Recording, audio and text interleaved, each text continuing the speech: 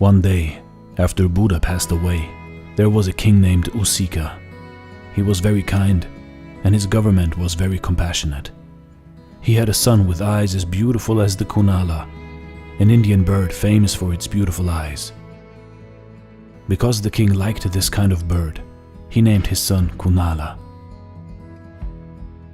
When Prince Kunala grew up, he was very handsome. His conduct was proper, and he was very kind. King Usika was a devoted Buddhist. One day, the king brought his son to a temple, and he asked a monk named Yasa about the Buddhist teachings. Yasa looked at the young prince and said, "Human life is impermanent. A body goes through the stages of birth, aging, illness and death. And human life is filled with impurity. Who can have the beauty of youth forever? All these are illusions. In the same way, although the prince's eyes seem beautiful, they are actually full of filth and the source of trouble." The prince was quite puzzled. Everyone always praised him for his beautiful eyes, but why would the monk say that they were dirty and the source of trouble? These words kept whirling around in his head. There were many concubines in the king's palace.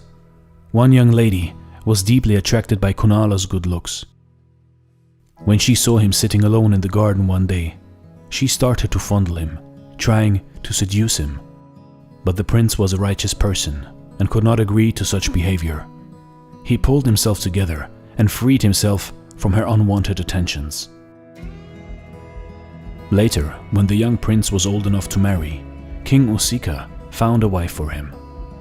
When the concubine saw the lover of her dreams married to someone else, she became intensely jealous, and her love turned to hatred. Not long after the marriage, the king became sick, and the young concubine looked after him carefully until he recovered. He was grateful for her care and said to her, "Because you took care of me for such a long time, I will give you anything you desire." And she said, "I just want to rule the country for 7 days."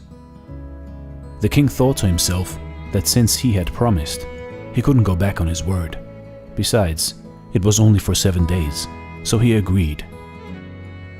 When she was on the throne, the young lady wrote a letter filled with both love and hate and sent it to Prince Kunala. She wrote that her fury would only be distilled if she never saw his eyes again. Now the prince finally realized what that monk had meant, but it was too late.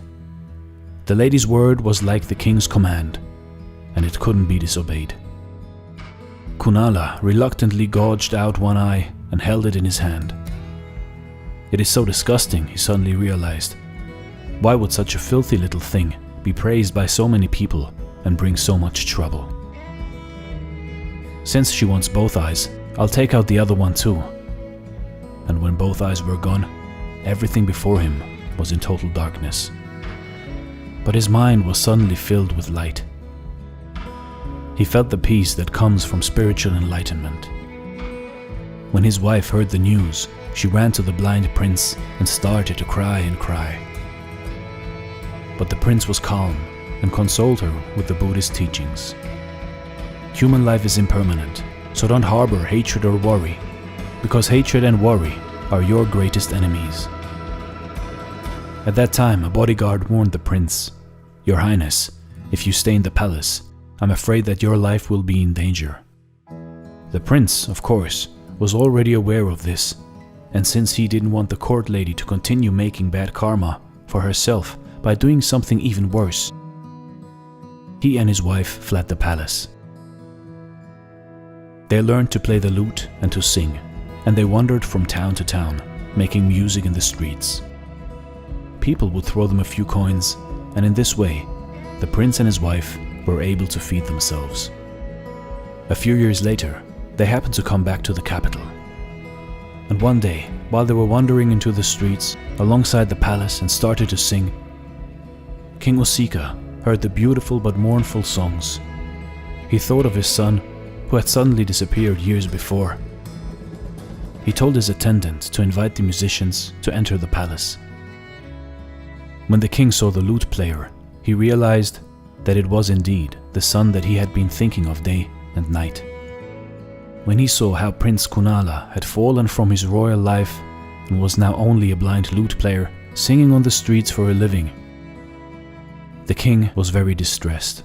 He asked the prince, "Who did this to you? Who made you lose your sight?" But Kunala refused to talk about it. He just told his father about the truths that he had learned, hoping his father would calm down. At last, the ministers and the guards couldn't endure it anymore and reported the truth to the king. He was furious and wanted to execute that concubine, but the prince begged his father to forgive her. The king was touched by Prince Kunala's compassion and released the young concubine. However, in her own conscience, she was ashamed of herself and finally committed suicide. Because of her impure love, she had created trouble and hatred, hurt other people, and destroyed herself. Was it all worth it? You see, in life, the truth is not only in good looks, but it is in a pure heart and pure mind. Emotions, good ones such as bad ones, can be impure or they can be whole and real. Love should never be destroying. Love and jealousy should never be together. Real, true, and all-forgiving love is the truth. Love that breaks, destroys, and hurts other people is not love. It is something else. Sometimes everything in life can be an illusion. Only time will go on relentlessly. So don't waste your time by hurting other people, or thinking thoughts, or doing deeds that are no good to anyone. Use your time here wisely and be a good person. This is Dare to Do Motivation Stories. Thanks for watching and stay blessed.